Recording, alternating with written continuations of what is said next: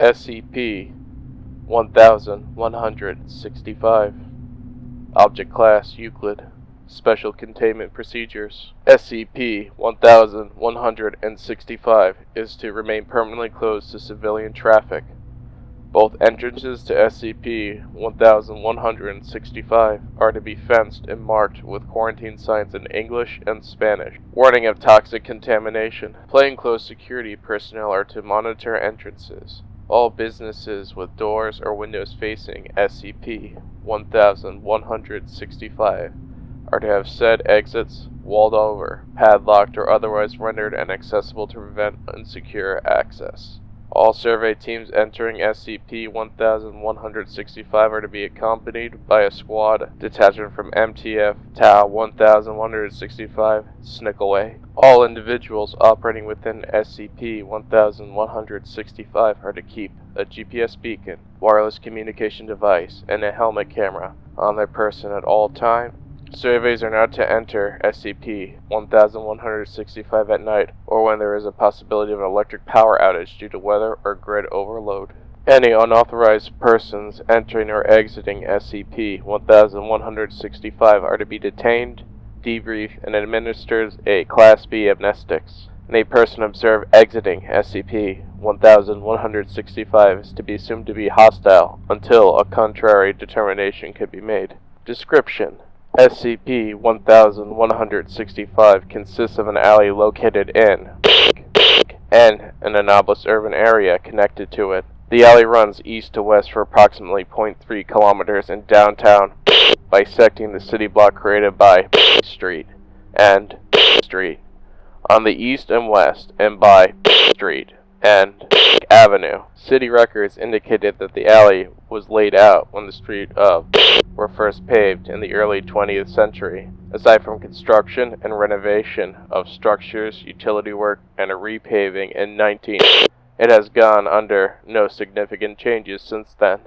The alley exhibits no anomalous effects to traffic entering the west or exiting from the east. When a traveler enters the alley's eastern exit and proceeds westward, however, there is a 36% probability that the alley will not exit onto a street, but onto a street not accessible by other means. This street is connected to a network of other streets that extends outwards to no particular pattern, none of which can be accessed by any means other than the alley. These streets, while almost always meeting at four-way grid intersections, are highly irregular in layout and begin and end abruptly. Traffic lights, lampposts, and other electronics present within SCP-1165 have power received from an as-yet identified source. The streets of SCP-1165 are lined with buildings, mostly demonstrating examples of 20th century American architecture. The vast majority of the buildings appear to be of a business storefront or industrial nature.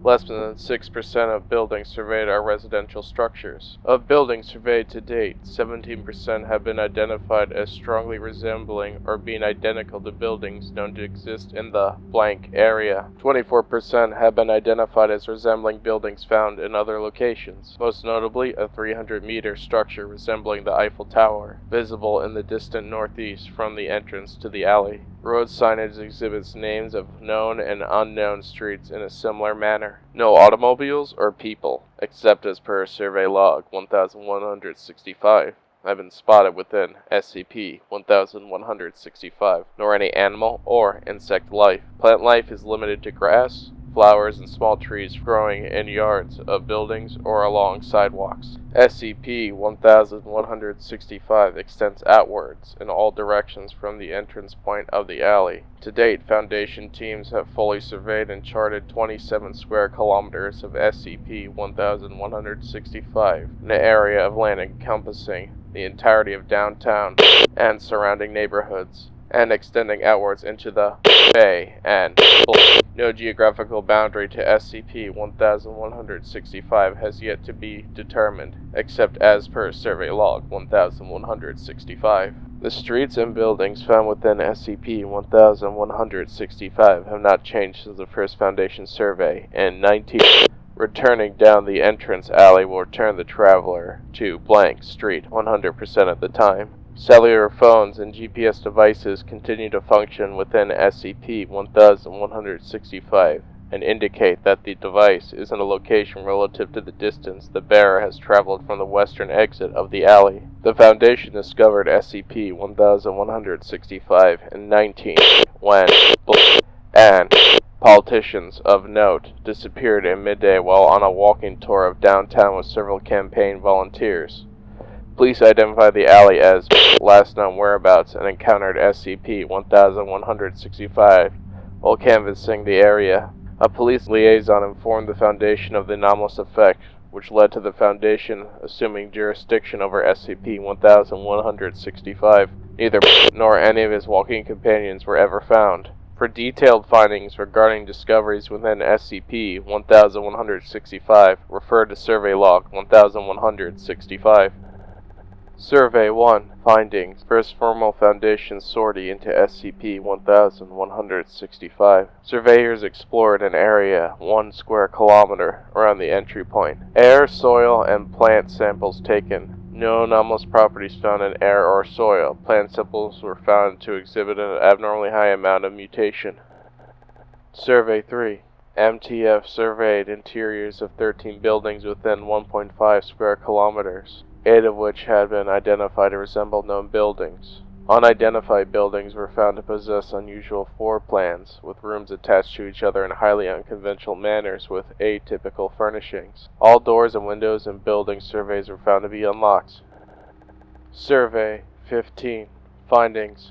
2 desktop computers were retrieved from a structure resembling a Best Buy electronics store. Both computers were running a clean factory installation of Windows 95 and had no user-installed software or personalized settings. All software installed on both computers was found to be highly glitchy, with Windows frequently returning divide by zero errors and crashing to the blue screen of death. Other software frequently crashing or hanging, and the system calculator producing incorrect answers to simple arithmetic problems. Formatting the hard drive and installing a new copy of Windows 95 produced similar errors, as did removing components from computers and installing them into other machines. Survey 28.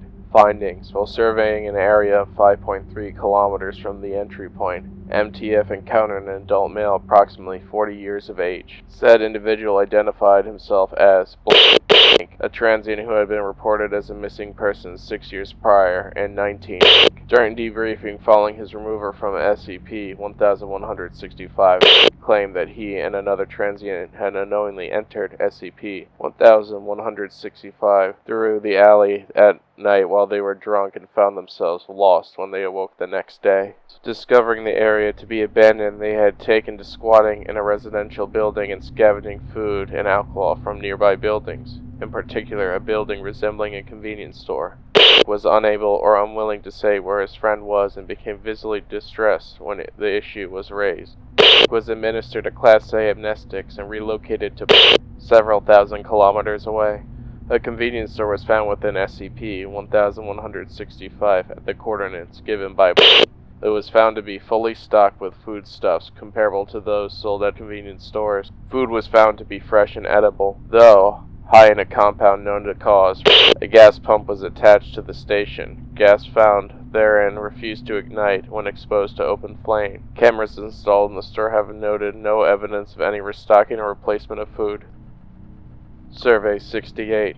Findings. MTF returned to the convenience store discovered after Survey 28 to replace monitoring equipment. Food was found to still be fresh and edible, in spite of the fact that no activity had been noted within the store since the first installation of cameras. Several products were found in the store which on the previous videos had not been present and were not available for purchase at the time. Survey 103. Findings. While surveying an area 8.7 kilometers from the entry point, MTF discovered an automobile identified as a 1958 Studebaker President parked on the side of a 4-lane street.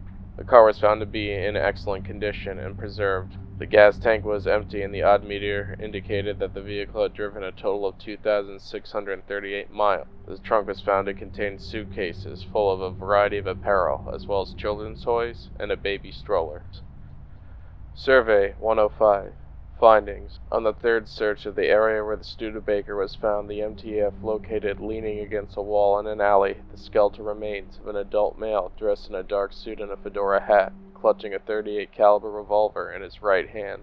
All rounds in the revolver were spent. Identification in a wallet in the suit pocket identifying the remains as belonging to was reported missing with his wife and child during a family vacation in 1956. Cause of death could not be determined, and the suit showed no signs of damage or trauma. A camera loaded with spent rolls of Kodak black and white film was hanging from a strap around his neck. Upon being developed, most of the roll consisted of pictures of and his family.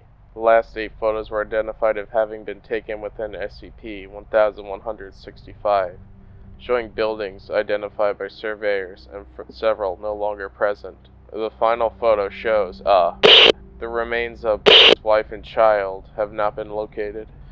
Survey 141. Findings. MTF transports a helicopter into SCP-1165 via flatbed truck for the purpose of conducting an aerial survey. Aerial team overflew the Eiffel Tower, which was determined to be located 27.4 kilometers from the entry point and identical to the original monument in every way perceivable from the air. The team was instructed to fly eastward until either spotting the edge of SCP-1165 or turning around and became necessary due to low fuel. After traveling 103 kilometers at a height of 500 meters, pilot reported that the helicopter's onboard altimeter, compass, barometer, wind gauge, and GPS device had stopped functioning, and that the team had lost visual contact with the surface. Base team also lost GPS contact with the helicopter at this time. Team was ordered to make an emergency landing. Pilot attempted to descend and reported that he could not find the ground and that visual inspection showed nothing but blue sky and clouds beneath the helicopter. After 6 hours of unsuccessfully attempting to return to base, pilot reported that the helicopter had run out of fuel and was in free fall. After 7 minutes without reaching the ground, pilot and support team committed suicide by gunshot.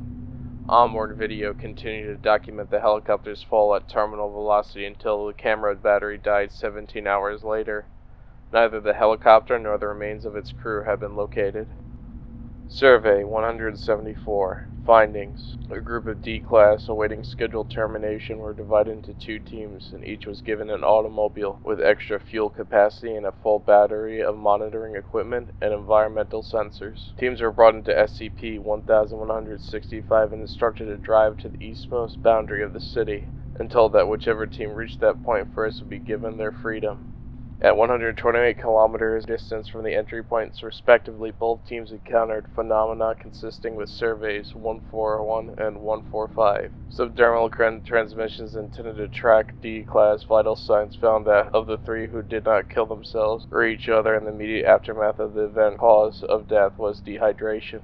All requests to survey area more than 100 kilometer distance from entry point are preemptively denied. Survey 246. Finding.